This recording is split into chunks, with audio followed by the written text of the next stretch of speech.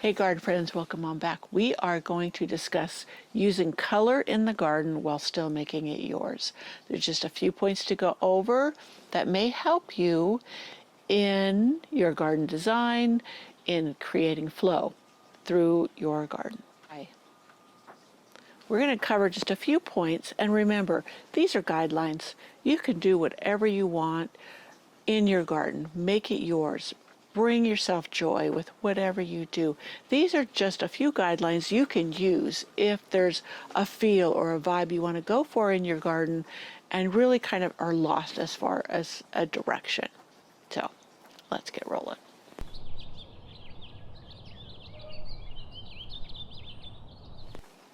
Alrighty.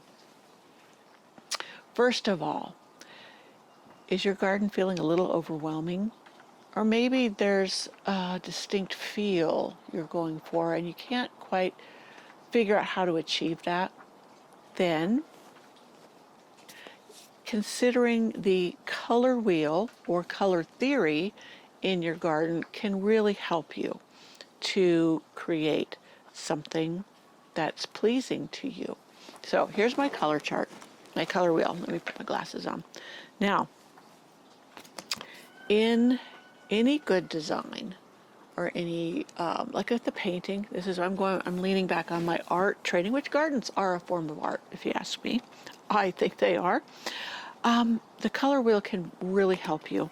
Now, complementary colors are something that can bring an energy to an area, bring a liveliness to it, because when you go across the color wheel from each other, like this is blue and this is orange, the complementary colors is what that's called. They make each other pop or stand out. Like this is from my artist garden, and I have the orange and I have the blue purple, purple blue, however you want to pronounce it. It's really hard to find a true blue in flowers. A lot of times they'll lean towards the purple, but this works. Now, the orange and the blue are across the color wheel, and even if you go down to the, over here, the violet, the blue violet, and it goes across, you can mix those colors too, or you can go up towards the yellows. Those will work as well. They're close enough on the color wheel to do the job you want. And I add white in here, a neutral, to kind of bring a sense of calm to all the bright colors. You add in the foliage. Like this is a chartreusey green, meaning a yellowy green, which mixes well with those colors. So you have a vibrancy and an energy to, like I created in my artist garden, to that bed. It's within my entrance garden, so each bed can have its own energy. Like I said, with this one being with the oranges and the blues, and then another bed just a little ways away has pinks and purples and whites in it. And that works very well too, but they don't clash because there's a little bit of separation between them.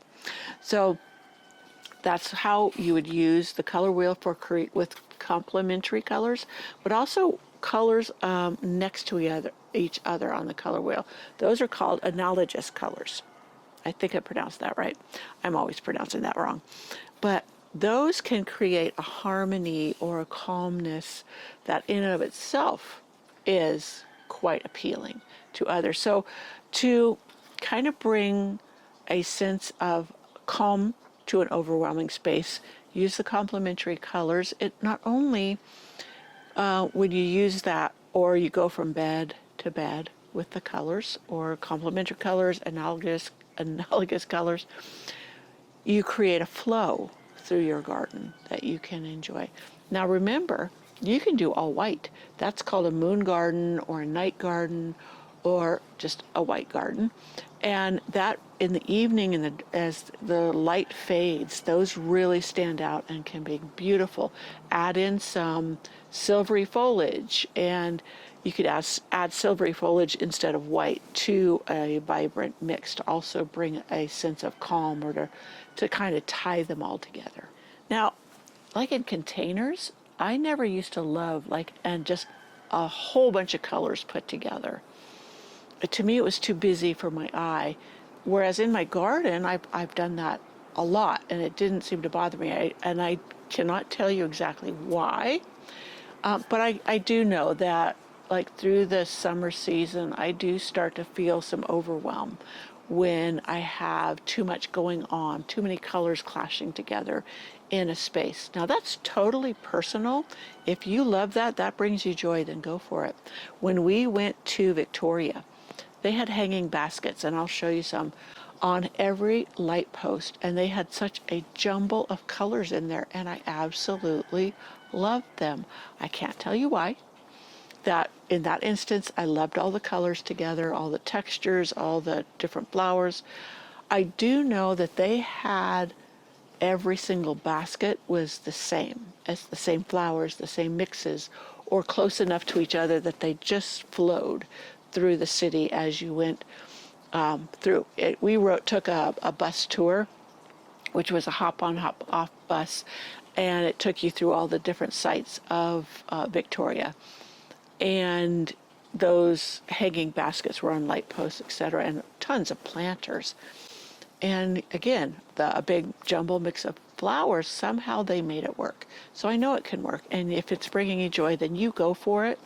I'm just trying to give you some principles or some ideas if you're trying to create a feel or a flow in your garden.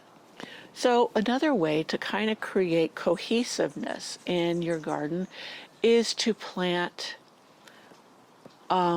big sections of plants. What I mean big sections are groupings, and plant 3 groupings in a garden bed.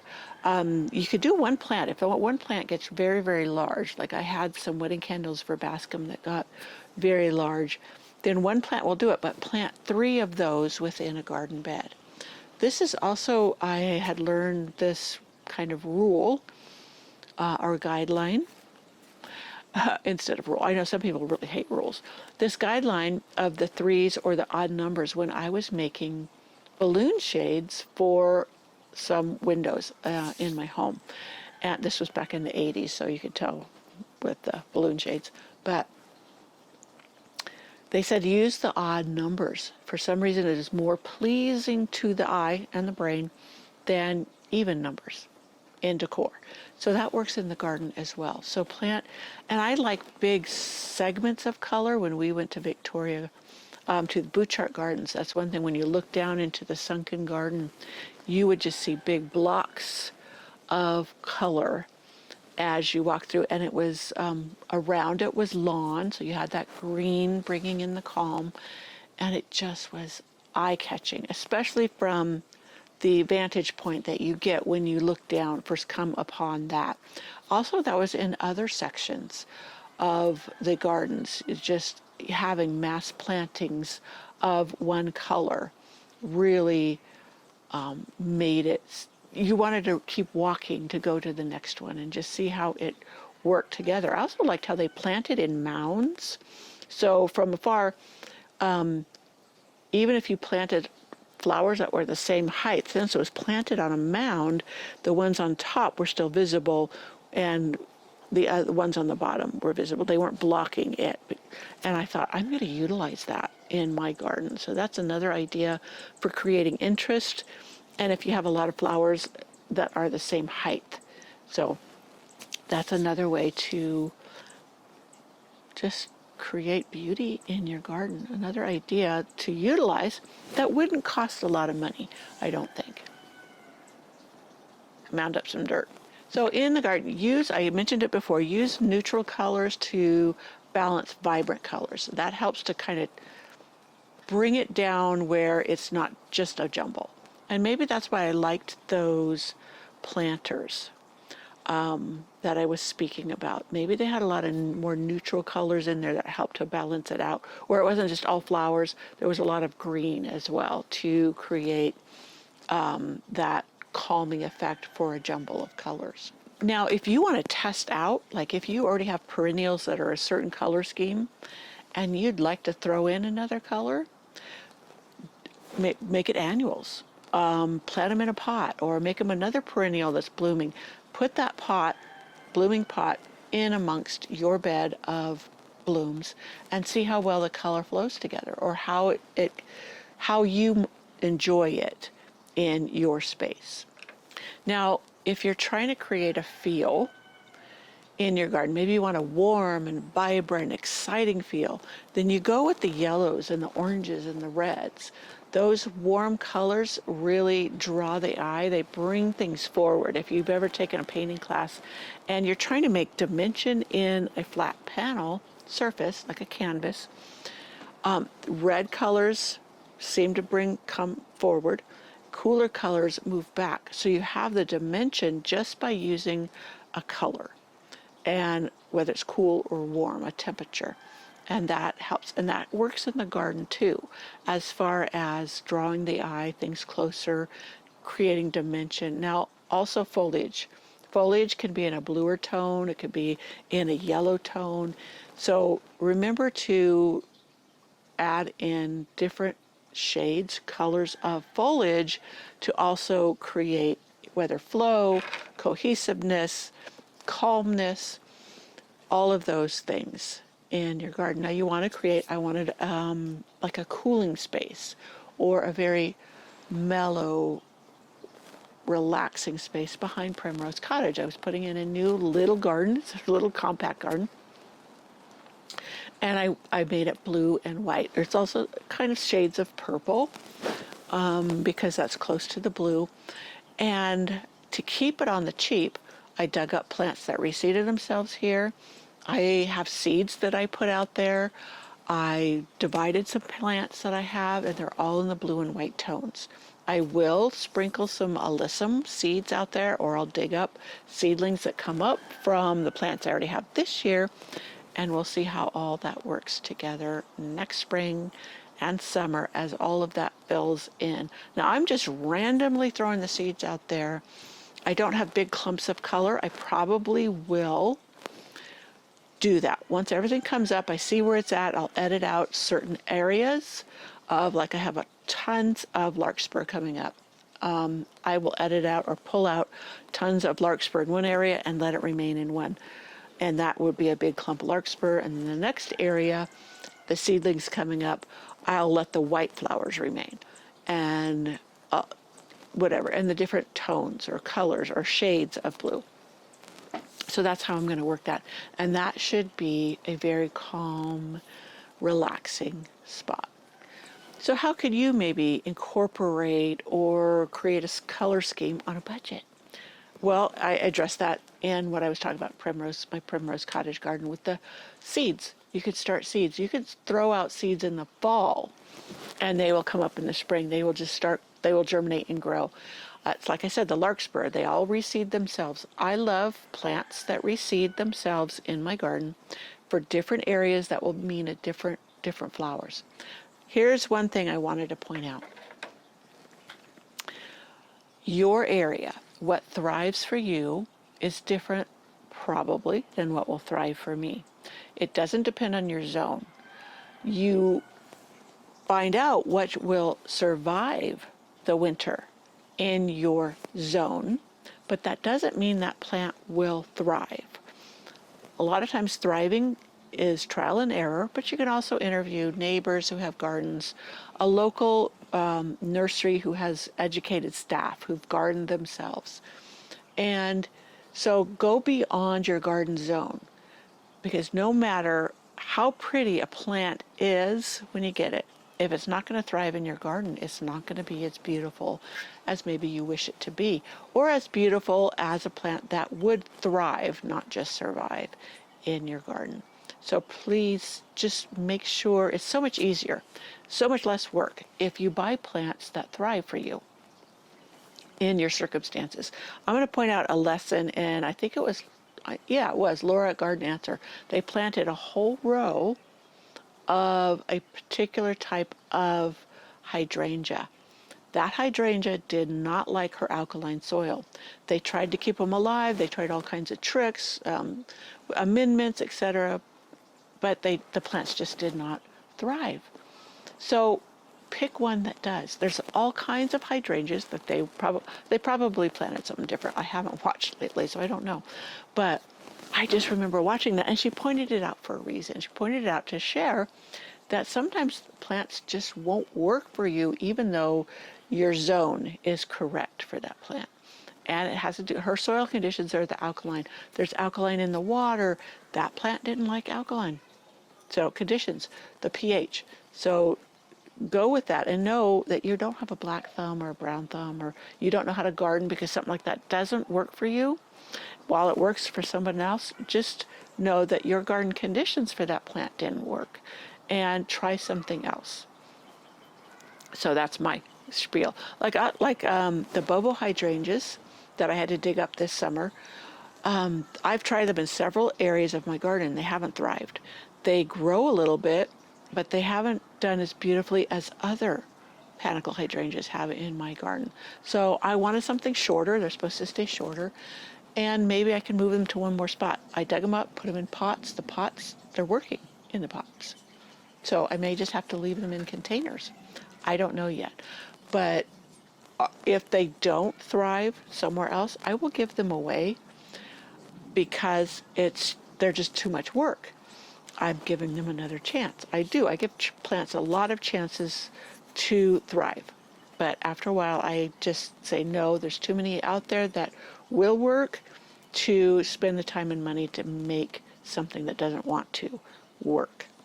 So I wanted you to understand that, because budget constraints, like if I had to spend a lot of money with amendments to make them survive or thrive, then it's really not worth it to me. I could spend that money on another plant or start more seeds.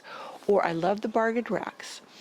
Now, that's a great way to test plants if you really get them for a good bargain. And I've done that with some from Lowe's, the bargain rack. Now, the best tip I have for scoring bargain rack plants is to be there frequently. Both the Lowe's that are closest to me are an hour away. Now, that's not close enough for me to make frequent stops, but whenever we are in those towns, I will make the effort to stop, just because you never know what you're going to find. That's where I had bought some Nepitas, and that was the first time I tried Nepitas, and I absolutely fell in love with them. They thrive for me, and so now I'm trying different varieties of Nepitas. And they're easy to divide if you want more. I always look for, can I make more with this plant if I need to? And I will, if it's something that works well for me. And Nepeta, they have like that gray foliage, which works even when they're not blooming. They provide some color and or texture in the garden. So I know a lot of people are on a tight budget with the economics the way they are. It's getting tighter.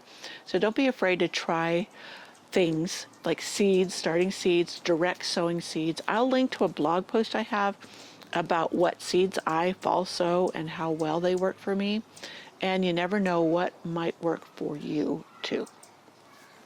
And that's such a great budget way to get a lot of flowers, especially if they reseed themselves in your garden. So no matter what, gardening should be a joy and not a chore. So keep it that way. Keep it by, as I said, growing plants that thrive for you, finding perennials that do well for you, finding even annuals you can grow from seed easily. So you don't have to spend a lot of money on plants that are highly marketed, because usually those plants are very expensive and they may not always work for you. So find a variety that does. Find one on a bargain rack, or have a friend take cuttings for you of something you want to try. Now, when I say take cuttings, whatever, I am not saying to infringe on anyone's patents. That's something that I do respect. My husband has patented some things, and a lot of time, effort, and money went into not only designing, but building and trialing and filing for a patent. Filing for a patent is very expensive. So if someone were to just infringe on that, that's money out of our pocket that we need to recoup for the money we put out. And it's the same with plants. So it's okay, like if you have a patented plant that you bought that needs division after 3 years because it's just gotten too big, that's fine. Just use it for yourself. You're not selling it, whatever. That's a different story. So don't be afraid to divide something that you have that you need to for plant health. Anyways, and there's tons of plants out there that are no longer under patent. I liked when we went to the Elk Grove Garden Center the last time. They had all these roses out there. They kept saying non-patented, non-patented, non-patented.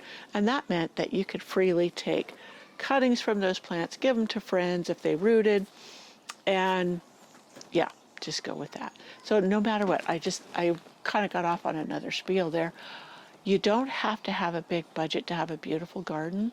You don't have to buy all these different fertilizers. That's something I'm going to bring up in another video on, I call it market gardening, where people market things to try to convince you that you need those things to hear the kids play and they're having fun, that to grow a beautiful garden. My grandparents grew the most gorgeous and productive gardens using what they had. They did not go buy something off the shelf. They just didn't have the money. But that's not the way they were taught to garden either.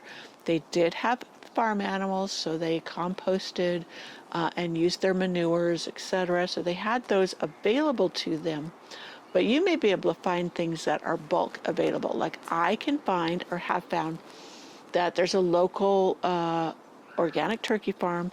They sell their bulk compost. They compost their turkey leavings and then they sell it to different garden centers, feed stores, etc. that sell like landscape supplies, and you might be able to find that as well. And I do have a liquid fertilizer that I do enjoy using for my containers because nutrients leach out much faster than those. So that one I do recommend because it's made from food waste, so it's recycling food waste rather than the food waste going into the landfills, which saves a lot of pollution going into our environment. Hummingbird. Alrighty, friends, my next video, I'm going to be talking about my successes and fails in my garden this season and maybe what I've learned from them and what maybe you can take away from it as well. So, yep, even me, gardening for 40 plus years, I do get fails or have fails, and that's typical across the board. So, I think I covered everything. If not, I'll add it somewhere later. I'll see you in my next video.